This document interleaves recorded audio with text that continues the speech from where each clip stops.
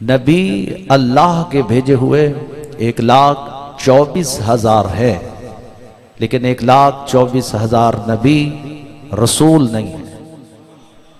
घबरा तो नहीं गया? 1,24,000 नबी सारे के सारे रसूल नहीं है। इनमें से अल्लाह ने 313 नबियों को रसूल बनाया। घबरा तो नहीं गया? 313 नबियों को रसूल बनाया। इन 313 में अफजल रसूल 5 करार दिए। घबरा तो नहीं गया आप? इन 313 रसूलों में से 5 रसूल अफजल हैं।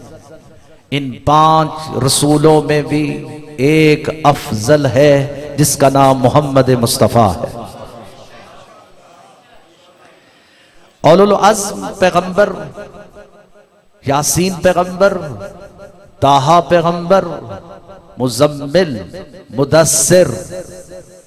याद रखिएगा, इन अफजल तरीन रसूलों में जो सबसे अफजल जो मोहम्मद इब्ने अब्दुल्ला है, इसके साथ नाज बरदारी इस कदर है कि किसी और नबी के साथ ऐसी नहीं। याद रखिएगा, गोया कि नबियों पर वही आई, पैगंबर आता है, फरिश्ता आता है, पैगाम लेकर आता है, लेकिन मेरे मोहम्मद का कमाल यह है कि जहां वही आए, जहां फरिश्ता आए, वहां एक फलसफा अलग है, लेकिन जहां अल्लाह का नबी अपनी मर्जी से भी अगर कोई बोल दे तो इसको खुदा नुत्के खुदा करार देता है। यानी इसके बारे में ये कहता है कि मेरा मोहम्मद जो भी बोल रहा है मैं अल्लाह बोल रहा हूं। यानी इसकी गोयाई को खुदा ने अपनी गोयाई करार दिया, इसके अमल को अपना अमल करार दिया, इसके फेल को अपना फेल करार दिया, इसकी सीरत को अपनी सीरत करार दिया। कहा कि मेरे नबी जो तू कर रहा है वो तू नहीं कर रहा, मैं अल्लाह कर रहा हूं। घबरा तो नहीं गया आप? मैं किसी अहम नुक्ते की तरफ ले जाना चाहता हूं, अगर आपने तवज्जुहात को समात रखा। मेरा नबी तू उलुल अज़्म पैगंबर है, तू रसूल है। गोया कि ये तमाम रसूलों में अफजल तरीन रसूल जो भी अमल अंजाम देता है खुदा उसको अपना अमल करार देता है। इसकी गोयाई को, इसकी रफ्तार को, इसकी गुफ्तार को, इसके चलने को, इसके उठने को, इसके बैठने को, हत्ता के जहां ये बैठेगा वो भी फेले खुदा है, जहां ये जाएगा वो भी फेले खुदा है, जहां बोलेगा वो भी फेले खुदा है। गोया कि इस करम के नतीजे में अल्लाह अपने हबीब से कहता है, मेरा नबी तू जो जो कर रहा है वो तू नहीं कर रहा, मैं अल्लाह कर रहा हूं। यानी मैं अल्लाह कर रहा हूं। मा यंतिकु अनिल हवा इन हो इल्ला वहयुन युहा का मिस्ताक करार दिया। यासीन बनाया, ताहा बनाया, मुज़म्मिल, मुदस्सिर और अपने कमालात के साथ अपने नबी की शान को, औलुल अज़्म पैगंबर को आलम इस्लाम पर वाज़े किया। गोया ये कमालात देने के बाद, ये तय हो जाने के बाद कि अब मेरा नबी जो भी बोलेगा वो अल्लाह बोलेगा, जो करेगा वो अल्लाह करेगा, जो दिखाएगा वो अल्लाह दिखाएगा। यानी इनसे पूछिए जाकर, क्या कुरान मजीद में नहीं वमा रमैता इज़ रमैता, ये पत्थर तूने नहीं फेंके, ये मैंने फेंके। यानी अल्लाह ने नबी के हाथ को अपना हाथ करार दिया, अपनी जुबान को, नबी की जबान को अपनी जुबान करार दिया। नबी के दुरूद में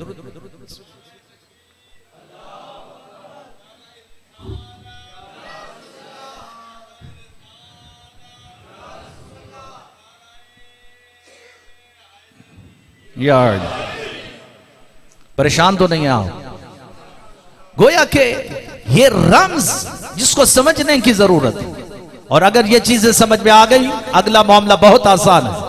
यानी इसमें कोई कबाहत नहीं कि अगला मरहला हम ना समझ सके। बहुत अहम है जब ये चीजें समझ में आ गई कि नबी जो बोलेगा वो अल्लाह है, जो कलाम करेगा वो अल्लाह का कलाम है, जो गुफ्तार है वो अल्लाह की गुफ्तार है, वो जो भी फेल अंजाम दे रहा है वो अल्लाह का है।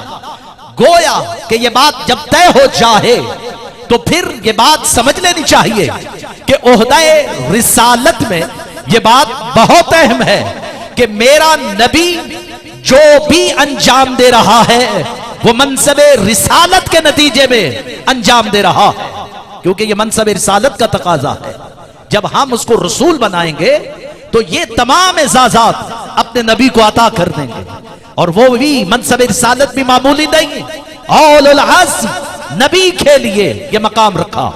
गोया कि अब बात समझ में आ गई कि अब इसका मतलब ये हुआ कि रसूल अगर ये कह रहा है अल कुरान मअलियन व अलियन महल कुरान, अगर रसूल ये कह रहा है आना मदीनतुल इल्म व अलियन बाबुहा, अगर ये पैगंबर कह रहा है या अली में मंज़िलते हारून में मूसा, अगर नबी ये कह रहा है कि परवरदिगार हक को उधर मोड़ दे जिधर अली मुड़ जाए, अगर नबी ये कह रहा है कि खुदाया ऐ मेरे अल्लाह तू उसकी मदद कर जो अली की मदद करे, तू उसे दोस्त रख जो अली को दोस्त रखे, गोया के समझ में आ गई ये बात कि अब पैगंबर जितने भी इरशादात अली की फजीलत में बयान कर रहा है वो नबी खुद बयान नहीं कर रहा, अल्लाह खुद बयान कर रहा है।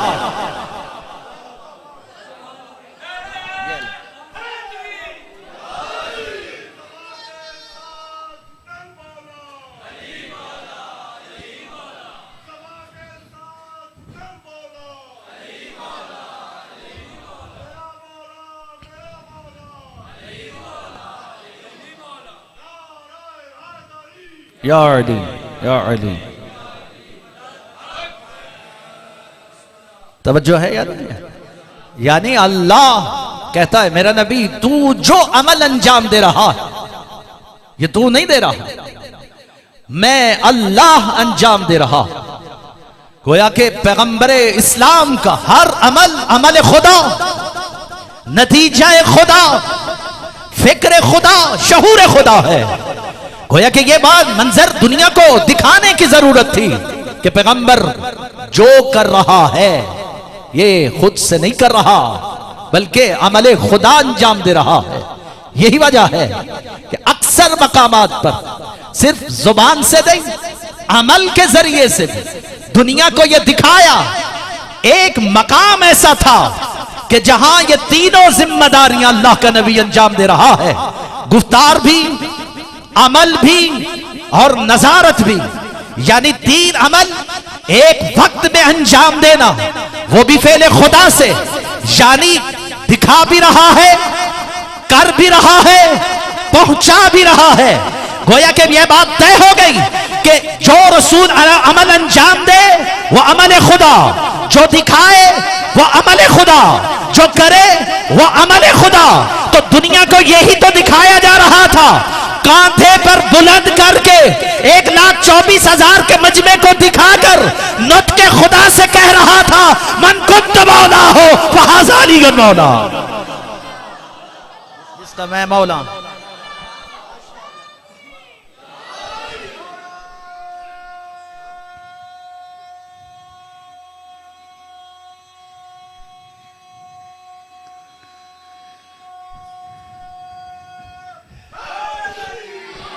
या अली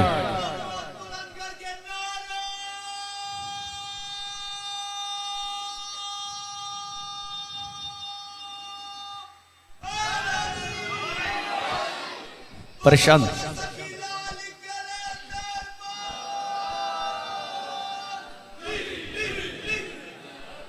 परेशान तो नहीं हुए आप। यानी तीन काम ऐसे हैं, दिखाना, करना और जुबान से पहुंचाना। यानी इतना बुलंद कर दिया कि बगलों की सफेदी नजर आने लगी। और 1,24,000 के मजमे में ये प्रैक्टिकल अमल है। क्या जरूरत है किसी को उठा करके खड़ा करके, वरना 1,24,000 का मजमा मामूली नहीं। और फिर पलानों के मेंबर पर आप खड़े और एक बुलंद मेंबर पर खड़े, मैं यहां किसी को उठाऊं और सामने कर दूं और कहूं कि भाई जिसका मैं मौला उसका ये मौला, बात खत्म हो जाती नहीं, बल्कि वजूद से तमस्सुक रखने के नतीजे में यह अमल अंजाम दिया जा रहा है। यानी कि नबी अपने हाथों से बुलंद करे, नबी अपनी जुबान से बोले, नबी लोगों को दिखाए। गोया कि ये 3 अमल ऐसे थे कि जो दिखाकर अल्लाह बताना ये चाहता है कि ऐ रसूल ये तू नहीं कर रहा, मैं अल्लाह कर रहा हूं। यानी मैं अल्लाह कर रहा हूं, मैं खुदा ये अंजाम दे रहा हूं। जिसका मैं मौला हूं उसका अली मौला है। ये रब्त के नतीजे में अल्लाह का नबी कहता है जिसका मैं मौला हूं। नबी से पूछिए कि आपके कौन मौला हैं? घबरा तो नहीं है भाई, ये तो नबी सबके मौला है, कोई नबी का भी तो मौला है, नबी का कोई मौला नहीं। नबी का कौन मौला? ये तवज्जो तलब मसला है। कोई ये पूछे कि नबी आपका मौला कौन? ये तो बात समझ में आ गई कि जिसका मैं मौला हूं उसका अली मौला है। बात ऊपर जानी चाहिए, नीचे नहीं। शायद आप परेशान हो गए। जिसका मैं मौला हूं, जिसका मैं मौला हूं उसका अली मौला। सवाल कीजिए या रसूल अल्लाह आपका भी कोई मौला है क्या? इससे पहले जितने नबी आए वो आपके मौला है? हो सकता है नहीं, वो तो सारे, उनमें तो कोई 313 रसूल हैं और वो रसूल भी अफजल नहीं है, आपसे अफजल नहीं है। आपसे अफजल 4 रसूल और हैं, वो भी आपसे अफजल नहीं।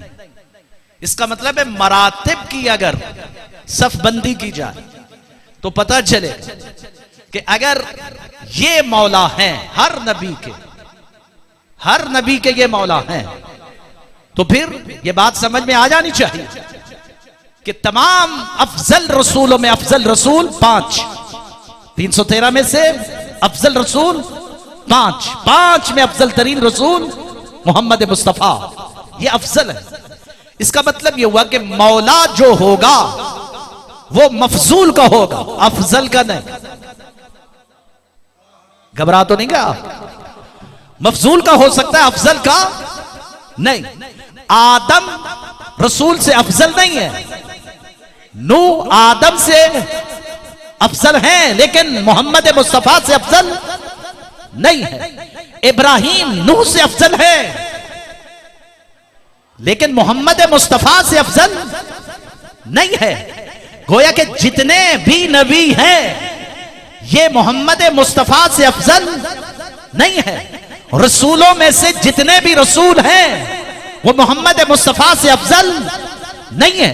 तो बात समझ लेनी चाहिए कि इसका मतलब यह हुआ कि अल्लाह का नबी मोहम्मद मुस्तफा जो अल्लाह का अफजल तरीन रसूल है, ये आदम का भी मौला है, नूह का भी मौला है, इब्राहिम का भी मौला है, इस्माइल का भी मौला है, अदरीस का भी मौला है, ईसा का भी मौला है, मूसा का भी मौला है, यूनुस का भी मौला है। जब 1,24,000 एक कम सबका मौला है, तो बात समझ में नहीं आई मुसलमानों कि अल्लाह का नबी कह क्या रहा है कि जिसका मैं मौला हूं उसका ये अली मौला है। तो बात समझ में आ गई कि अली सिर्फ आम उम्मत का मौला नहीं है, आदम का भी मौला, आदम की उम्मत का भी मौला, इब्राहिम का मौला, इब्राहिम की उम्मत का भी मौला, इस्माइल का मौला, इस्माइल की उम्मत का भी मौला। ये जौहर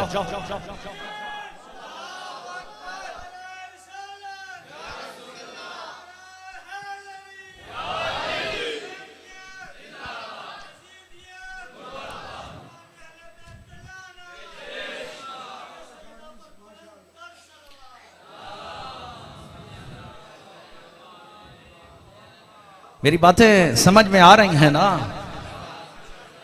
लोग परेशान हैं, समझ नहीं है। कहते हैं ये नबी को अली से बढ़ा देते हैं। हम नबी को, अली को नबी से बढ़ा देते। हम मोहम्मद से अली को नहीं बढ़ा रहे। हम मोहम्मद के अलावा जितने नबी हैं उनसे बढ़ा रहे हैं। घबरा तो नहीं गए? आप लगाइए कुफ्र के फतवे, हमें कोई इससे परवाह नहीं। इस दुनिया में फकत काफिर हैं जो आपको मुसलमान कह रहे हैं।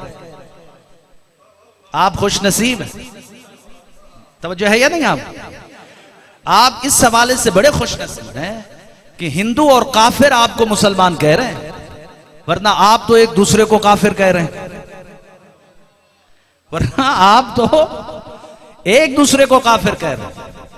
लेकिन वो हैं, उनकी मेहरबानी है कि कम से कम आपको मुसलमान कह रहे हैं। लेकिन ये औलुल अज़्म पैगंबर जो कहता है जिसका मैं मौला हूं उसका अली मौला है। मोहम्मद का मौला कौन? आपका भी तो मौला है। कहा कि अल्लाह मेरा मौला है, अल्लाह मेरा मौला है।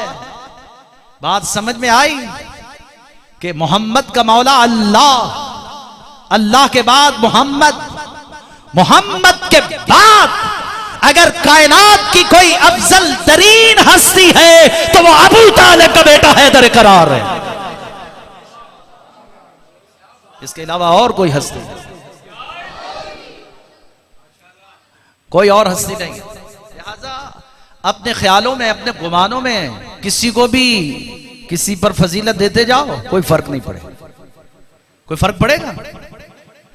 अपने ख्यालों में, गुमानों में ये कहते रहो कि ये अफजल, वो अफजल, ये अफजल, फला अफजल। नहीं, बात वो करो जो ऑथेंटिक हो, बात दलील से करो। और इसी दलील के नतीजे में आपने क्या किया? खिलवाड़ किया इस्लाम के साथ, मकतब के साथ, कौम को धोखा दिया। आपने मोहम्मद की जिंदगी को तकसीम कर दिया। आपने कहा कि ये जितने भी इरशादात हैं पैगंबर के, ये इरशादात उन्होंने मोहम्मद होने की हैसियत से कहे थे, रसूल होने की हैसियत से नहीं। इसका मतलब हुआ कि इन मौलवियों को इतनी समझ है कि रसूल बहैसियत रसूल जो कलाम करता है वो अल्लाह का कलाम होता है। इतनी बात तो समझ है ना? लिहाजा जब मौलवियों को यह बात समझ में आ गई कि नहीं, रसूल होने की हैसियत से वो जो बात करता है वो अल्लाह वाली बात है, वो कलाम खुदा है, यानी वो रसूल खुद से नहीं कर रहा, अल्लाह कर रहा। और फिर मौलवी ने अपनी किताब के अंदर लिखा कि जनाब क्या करें, ये जितने भी इरशादात हैं जो पैगंबर ने कहे, अल कुरान वालियन वालियन माल कुरान, ये जो कहा अल फातिमा बिज़्ज़त मिन्नी, ये जो कहा अल हसन वल हुसैन सैयद शबाब अहलिल जन्नह, ये जो कहा कि या अली बे मंज़लत हारून में मूसा, जितने भी अली की फजीलत और अहले बैत की फजीलत के जितने भी इरशादात हैं ये पैगंबर ने मोहम्मद होने की हैसियत से कहे। लिहाजा ये रसूल होने की हैसियत से नहीं कहे। लिहाजा जब रसूल होने की हैसियत से नहीं कहे तो फिर हमारे लिए ये काबिल इताअत नहीं है कि हम अली को हक पर माने। जुमला समझ में आया या नहीं आया? साजिश समझ में आई या नहीं आई? अहले बैत के खिलाफ प्लानिंग समझ में आई या नहीं आई? अहले बैत को डिग्रेड करने का मंसूबा समझ में आया या नहीं आया? फिर समझाते, अहले बैत को कम करने के लिए क्या फिक्र अपनाई गई? मौलवियों ने अपनी किताबों में लिखा, जरूरी नहीं कि हम माने कि अली हक के साथ और हक अली के साथ, हम माने कि मकाम वही मिलेगा जो हारून को मिला, वो अली के लिए, ये जरूरी नहीं जवाना ने जन्नत के सरदार। लिहाजा ये सब साजिश और एक मंसूबा अहले बैत को डिग्रेड करने का खेला गया, किताबों में लिखा गया। लेकिन अल्लाह इनके मंसूबों को जानता था, अल्लाह इनकी साजिशों से आगाह था। अल्लाह जानता है कि कोई ना कोई ऐसा मौलवी जो गद्दार है अहले बैत की मुनाफिकत में, अहले बैत की दुश्मनी में इस कदर आगे बढ़ जाएंगे कि वो अहले बैत को गिराने और उनकी फजीलत को कम करने की कोशिश करेंगे। हम आइन और कानून बना के जा रहे हैं और हम दुनिया को बता के जा रहे हैं कि खबरदार मेरे मोहम्मद को जिंदगी में तकसीम न करना, इसलिए कि मेरा मोहम्मद जिंदगी के हर लम्हे में अल्लाह का रसूल है। वो एक लम्हा के लिए भी जुदा, जिंदगी के एक लम्हा के लिए भी जुदा नहीं। मैंने जब भेजा था तब भी रसूल था, जब आलम अरवाह में था तब भी रसूल था, और जब मैंने इसके नूर को खल किया ये तब भी रसूल था। ऐसा है या नहीं? लिहाजा ये तुम कौन होते हो कि मोहम्मद होने की हैसियत अलग करो, रसूल होने की हैसियत अलग करो। सिर्फ बुग़्ज़ अहले बैत की फजीलत को गिराने के लिए ये प्लान बनाया गया और ये खेल खेला गया। लेकिन अल्लाह ने भी इन सारे मंसूबों को कुरान मजीद के अंदर पानी फेर दिया, खूब खूब तमाचे लगाए और फिर आगे बढ़ के कहा कि नहीं, ये तो रिश्तेदारी की बुनियाद पर फजीलतें दी गई। मोहम्मद के अली दामाद थे इसलिए शर्फ दिया गया, ज़हरा बेटी थी इसलिए शर्फ दिया गया, नवासे हसन और हुसैन थे इसलिए शर्फ दिया गया। लिहाजा रिश्तेदारी की बुनियाद पर यह फजीलतें दी जा रही थी। गोया के फिर आयत ने बढ़कर इस मौलवी की इस फिक्र ने जिसको इन जुमलों से पामाल कर दिया और कहा खबरदार किसी इस मुताल्लिक न सोचना कि मेरे अहले बैत रिश्तेदारी की बुनियाद पर मोहम्मद से मकाम अफजलियत रखते हैं, मोहम्मद का जुज़ रखते हैं। गोया कि मैं बता के जा रहा हूं, मा कान मुहम्मदुन अबा अहद मिन रिजालिकुम वलाकिन रसूलुल्लाह इल्ला खातमुन नबिय्यीन। खबरदार मेरा मोहम्मद किसी का रिश्तेदार नहीं है, वो फकत अल्लाह का रसूल है, वो फकत अल्लाह का रसूल। मा कान मुहम्मदुन अबा अहद मिन रिजालिकुम वलाकिन रसूलुल्लाह इल्ला खातमुन नबिय्यीन। यही वजह है ज्यादातर कुरान अंधों को पढ़ाया जाता है ताकि उनको समझ ही ना आए। घबरा तो नहीं है? अगर बीना होते, बाबसीरत होते तो कुरान समझ में आ चुका होता। लेकिन ये सजा है, दुश्मन अली की एक सजा है। क्या है? अल्लाह कहता है जो मेरे अली से दुश्मनी करेगा मैं उसके अक्ल को सल्ब कर दूंगा, मैं उससे अक्ल भी छीन लूं। और जब अक्ल छीन जाए तो क्या होता है? अकल छिन जाए तो क्या होता है? यही होता है। हां, इसलिए ये थोड़ी सजा है अली के दुश्मन कि खुदा उससे अक्ल को छीन लेता। यही तो वजह है कि पिछले कई दिनों से हम देख रहे हैं पागलों वाली हरकतें करते फिर।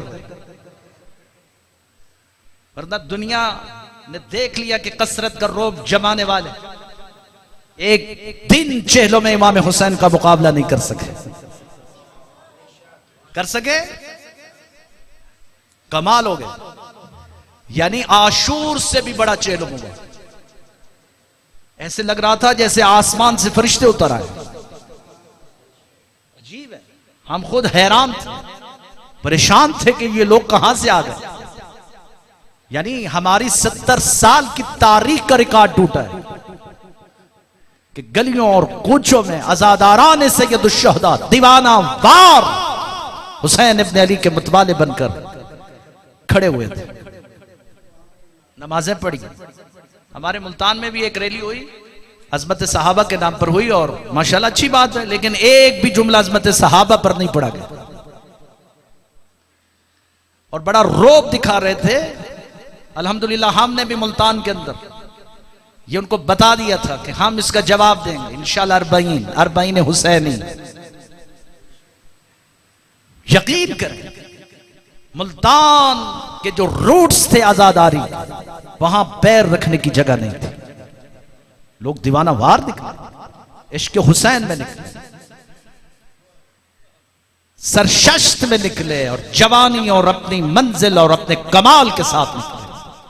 व्हील चेयर्स पर निकले, बूढ़ी खवातीन जो चल नहीं सकती थी घरों में वो भी निकली। ये कौन था इनको लेकर आने वाला? ये मोहब्बत हुसैन का वो जौहर था, ये विलायत अली का वो जौहर था जो इन्हें लेकर चल रहा था। एक समंदर था जो दुनिया ने देखा। ये इश्क के इमाम हुसैन का नतीजा है। अरबाईन हुसैनी मशरी करना। सैयद अली खामेनाई ने आज से चंद साल पहले कहा था कि ये मशरी इमाम हुसैन रुकने वाली नहीं है। ये सफर जो शुरू हुआ है ये अब जन्नतुल बकी की तरफ जाएगा। कहां जाएगा? जन्नतुल बकी की तरफ जाएगा। ये अब रुकने वाला नहीं है। इसी तनादुर में इंशाल्लाह हम आगे बढ़ रहे हैं। हम दुनिया को दिखाएंगे कि ये मुल्क हुसैन इब्न अली का है, यहां यजीदियत का कोई ताल्लुक नहीं। इस मुल्क में अब दो ही रहेंगे, या हुसैनी रहेंगे या यजीदी रहेंगे, लेकिन ये हुसैनियों का मुल्क है। हुसैनियों ने साबित कर दिया इस अरबाईन हुसैनी पर। और उसके बाद मुसलसल ये सफर जुलूस के जारी और सारी है, ये खत्म होने वाले नहीं है, ये जारी रहेंगे। लिहाजा अहले बैत से इश्क करना सीखो।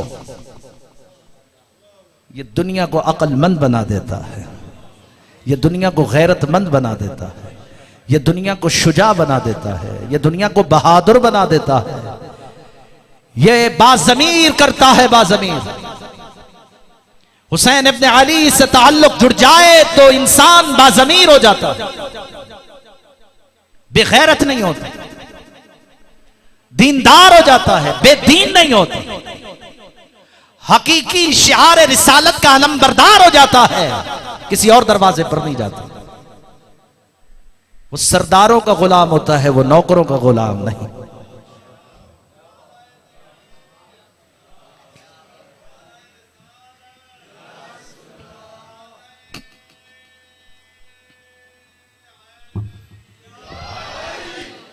परेशान तो नहीं हुए आप? आपके लिए यह फख्र है कि आप सरदारों के गुलाम बने, या आपके लिए यह फख्र है कि आप नौकरों के गुलाम है? कोई ऐसा नहीं। सरदार सरदार है। ये वो सरदार है जिनके दरवाजे पर नौकर आके कहते हैं कि हमें लिख कर दो कि हम आपके गुलाम हैं। ऐसे है या नहीं है भाई? ये वो गुलाम है। आपने उनको सरदार बनाया है जिन्होंने इनसे गुलामी की सनद ली हुई है। आपने उनको सरदार बनाया जिन्होंने इनसे गुलामी की सनद ली और कहा, वसीयत करके गए, कफन में रख देना। क्या कह रहे हैं? हाँ, खुदा आदिल है, ये भी आदिल है, उसके आदिल इलाही का मजहर है। हमारी मकतब में आदिल बहुत है। अगर लिखकर भी दिया होगा तो कफन में रखना नसीब ही नहीं हुआ होगा। लेकिन ये कमाल है इंसानियत।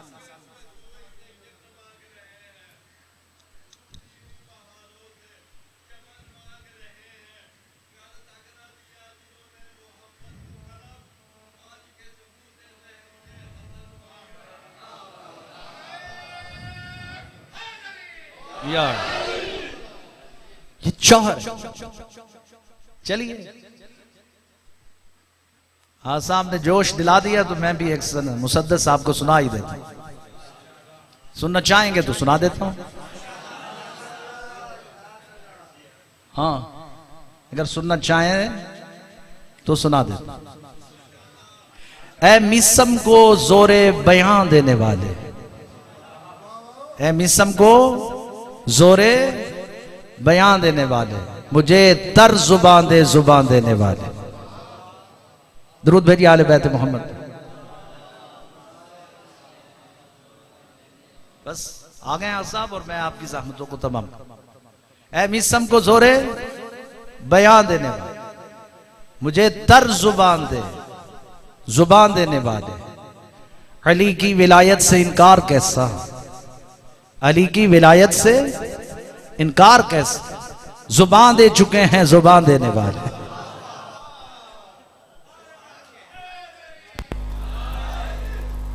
जुबान दे चुके हैं।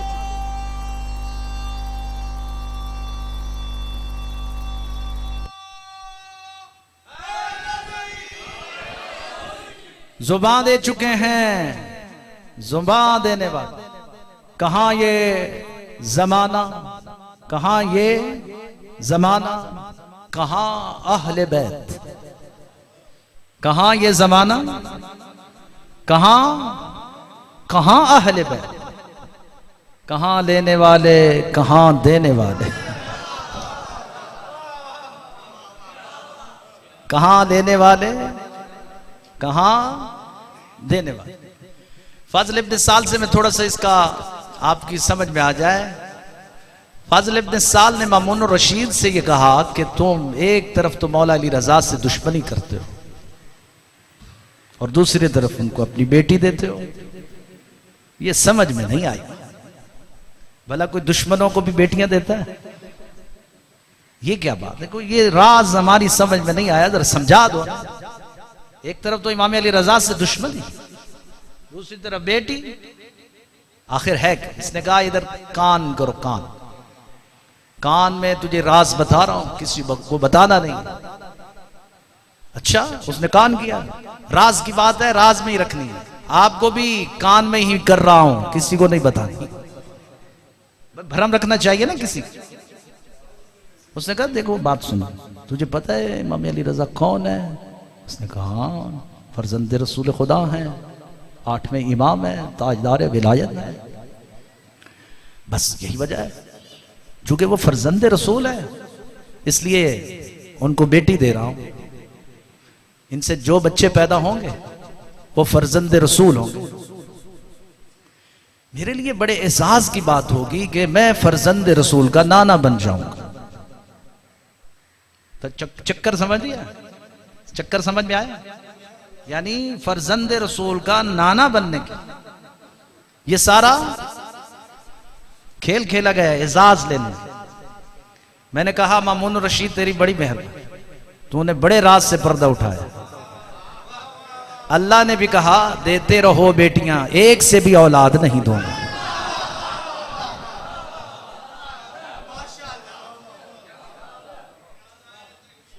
एक से भी।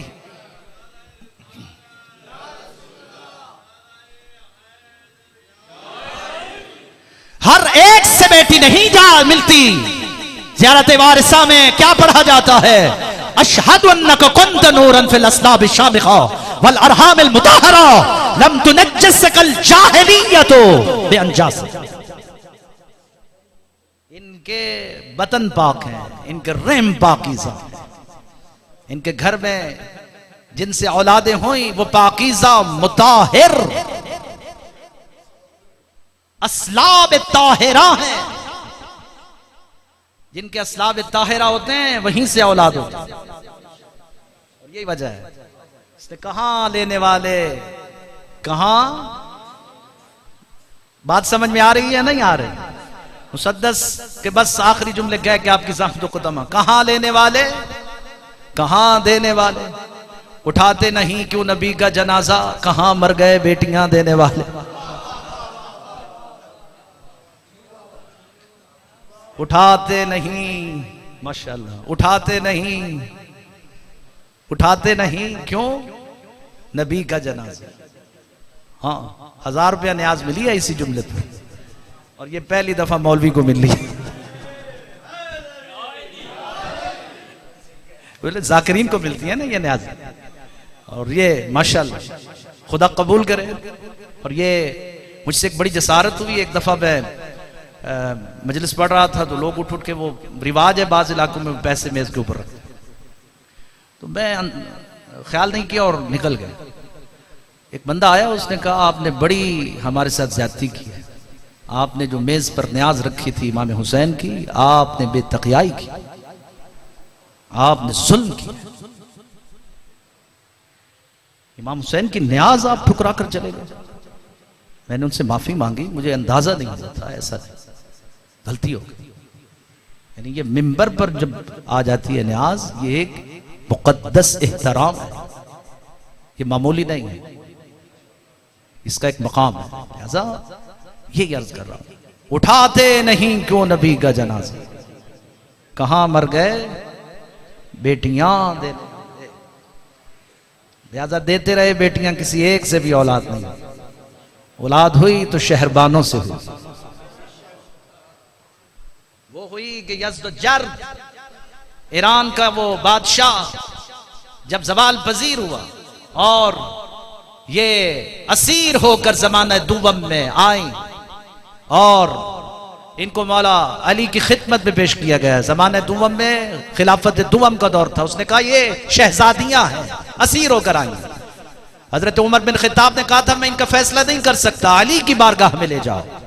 और जब अली की बारगाह में पहुंची तो मौला अली ने शहरबानों से मुखातिब होकर कहा था तुम बताओगी या मैं बताऊं कि तूने ख्वाब में क्या देखा है,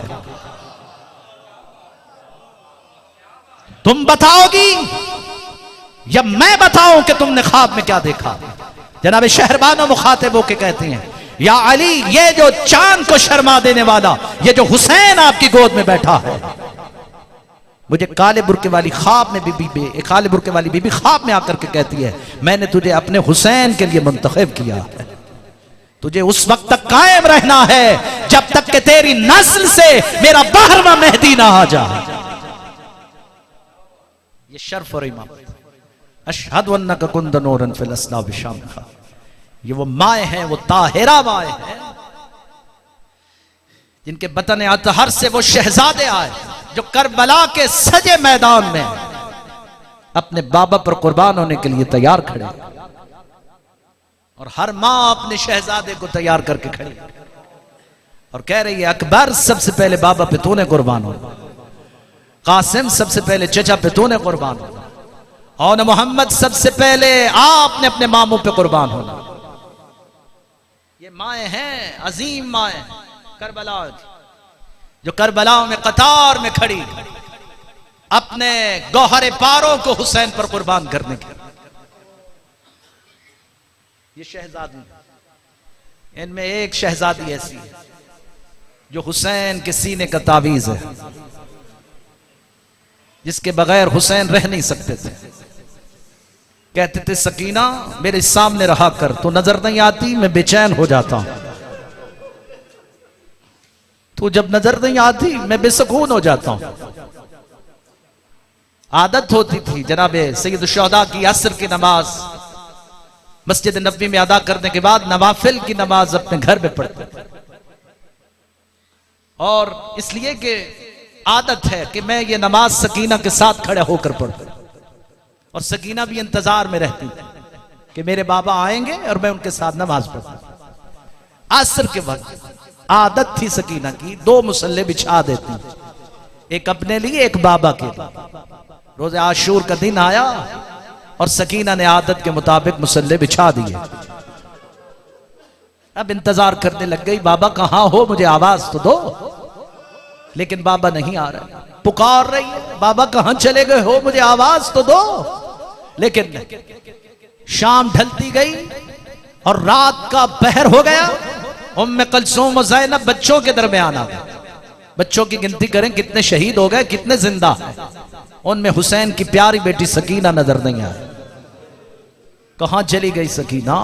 भाई ने वक्त आखिर वसीयत की थी मेरी सकीना का ख्याल रखना, न जाने मेरी सकीना कहां खो गई है। सकीना कहां हो मेरी बच्ची? दोनों बहनें सकीना को ढूंढने के लिए मक्तल में निकली। अब जो मक्तल में आई, अचानक सैयदा का पांव किसी लाश में उलझा।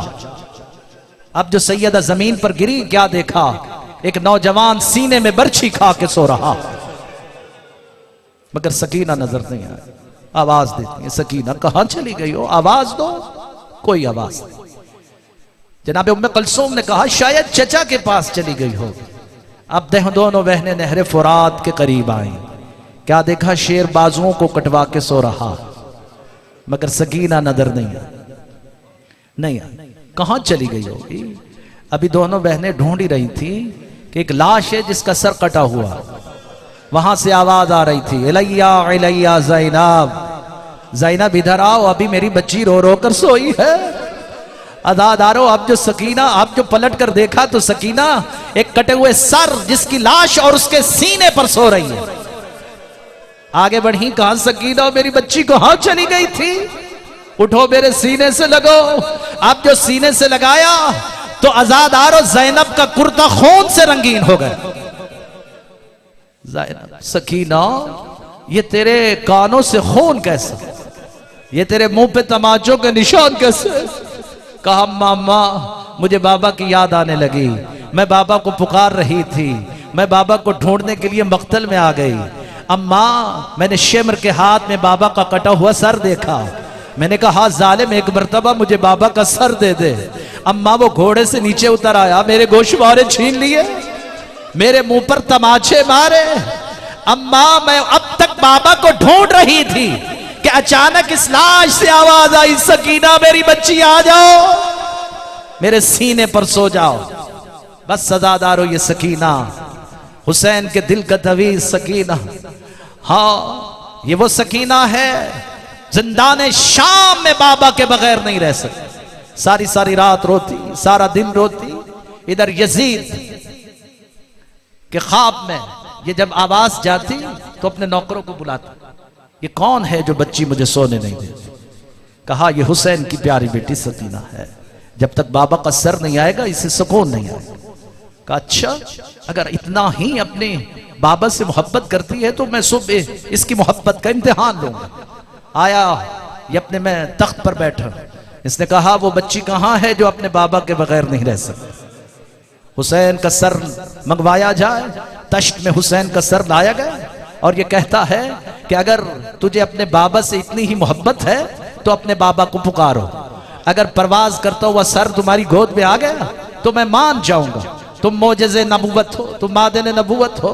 बस सजादारान मजलूम करबला तश्त में हुसैन का सर था, उधर जिंदान में सकीना बाबा को पुकार रही है और कह रही है बाबा सकीना तेरे बगैर नहीं रह सकती। बाबा बाबा जब से तू जुदा हुआ सकीना तुझे ढूंढ रही है। बाबा तेरे जाने के बाद जिंदान की ईंटें मेरा सराहाना है, जिंदान की मट्टी मेरा तकिया है।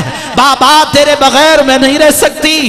बैन जो बुलंद हुए कि इधर तश्त हुसैन के सर ने परवाज किया, परवाज करता करता सर गोदे सकीना में आया और जैसे ही गोदे सकीना में आया कि सकीना ने अपना मुंह बाबा के मशाम पर रखा, बस रखने की देर थी कि सैयद सज्जाद ने शाना हिलाया, कहा इन्ना लिल्लाह व इन्ना इलैहि राजिऊन। सकीना हमें छोड़कर चली गई। आजादारो क्या गुर्बत सज्जाद थी। सकीना का मैयत उठाया, जिंदान शाम से बाहर एक छोटी सी कब्र बनाई, सकीना को दफन कर दिया। आजादाराने मजलूमे करबला सलाहुद्दीन अयूबी का दौर था। एक सैयद को ख्वाब आया और सैयद कहता है ना जाने मैं ख्वाब में एक बीबी को देखता हूं जो रो रो कर कहती है ऐ सैयद मेरी कब्र के साथ एक पानी का नाला गुजर रहा है, जल्दी करो मेरी कब्र यहां से मुंतकिल करो। वो कहता है मैं ख्याल समझकर सो गया। फिर दूसरे दिन ख्वाब आया, फिर तीसरे दिन, जब चौथे दिन ख्वाब आया मैंने तमाम उलमा मराजीन की खिदमत में हाजिर हुआ। मैंने कहा उलमाए कराम मुझे ख्वाब आ रहा है। उन्होंने कहा अच्छा। सब सैयदादे बुलाए गए, उलमा बुलाए गए। कहा कि इस कब्र यकीनन ये हुसैन की बेटी सकीना की कब्र है, गोया कि यहां से मुंतकिल की जाए। जब कब्र तावीज़ सकीना खोला गया, आजादार और 60 मस्तूरात वहीं पर बेहोश हो गई, कुछ वहीं पर मर गई। जिनको होश आया उनसे पूछा गया कि तुम बेहोश क्यों हो गई, वो मर क्यों गई? वो कहती हैं हम बेहोश न हो जाती, वो मर न जाती। जब हमने कब्र का तावीज खोला उसी तरह कानों से खून बह रहा था, मुंह पे तमाचों के निशान।